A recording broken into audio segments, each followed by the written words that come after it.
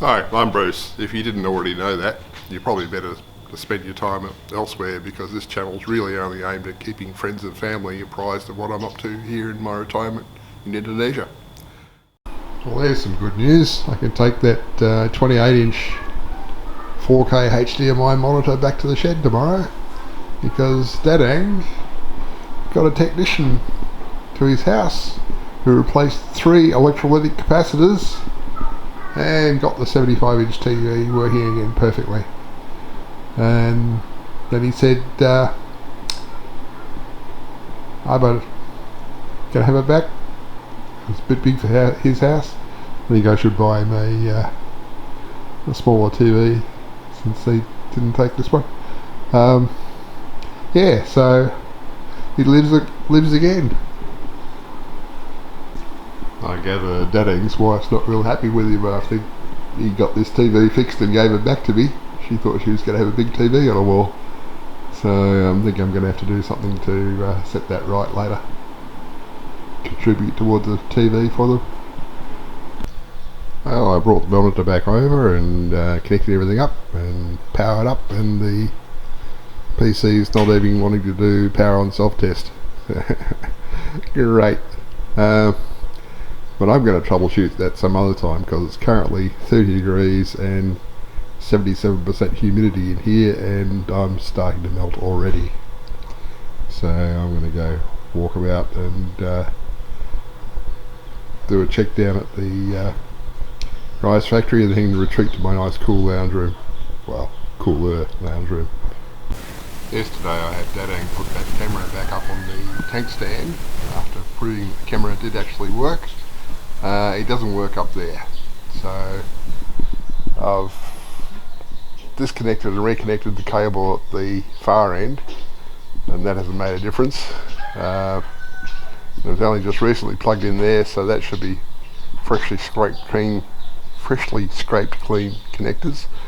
So I'm thinking maybe the cable itself has gone bad, which did actually happen with the cable between the router and the storeroom. For the connection to the storeroom originally, that cable had actually gone bad. So I'm thinking maybe I should run a cable more directly to that from here in the rear airlock. That's plug pack with 2 leads in it. Focus.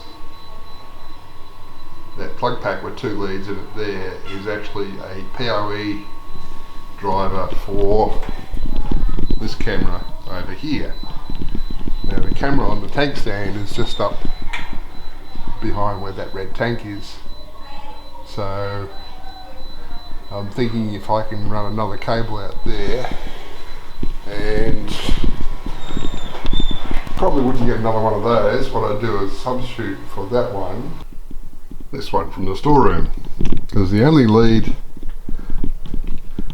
going anywhere from that at the moment that is PoE is this one, which is going to the tank stand, and that isn't working. So this one is coming, this one is coming from the switch around behind me here, down at the end there, and this one goes to the southeast corner camera, which is not currently working either, possibly because of a bad cable, and that's going non-PoE. So what I really need here is, if I make a joiner, like 2 sockets that these 2 can plug into, that will link the southeast corner with the switch here. I can then take that PoE switch down in the back and plug the camera at Lizu's house and the one on the tank stand into that.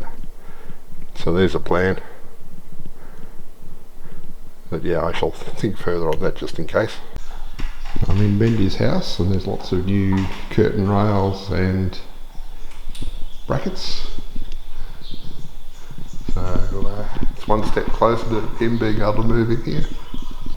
I'm not quite sure what we need a curtain rail over this door in the east bedroom, but oh well. I finished the extension of this roof over at this new drying area the other day. It's Tuesday morning, so I figured it was time I came down and did an update. Now I see why they brought the air compressor down yesterday, doing a bit of painting. I thought they might have painted this too, but nope, not so. And I don't see any progress on the engine over there. There's still lots of drag and flies around. It's Thursday morning, looks like we're having another quiet day down at the rice factory.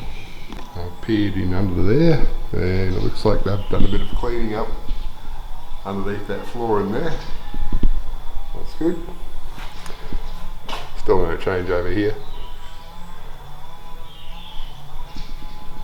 I fully expect they'll paint that blue at some point. They haven't taken the air compressor back to the shed, so I suspect that's what they've kept it down here for. Well, there's a problem they didn't account for when they put down this concrete. They need to have it so that it sloped down to that end rather than leave a puddle there. Looks like Azra's picked up another rice polisher from somewhere.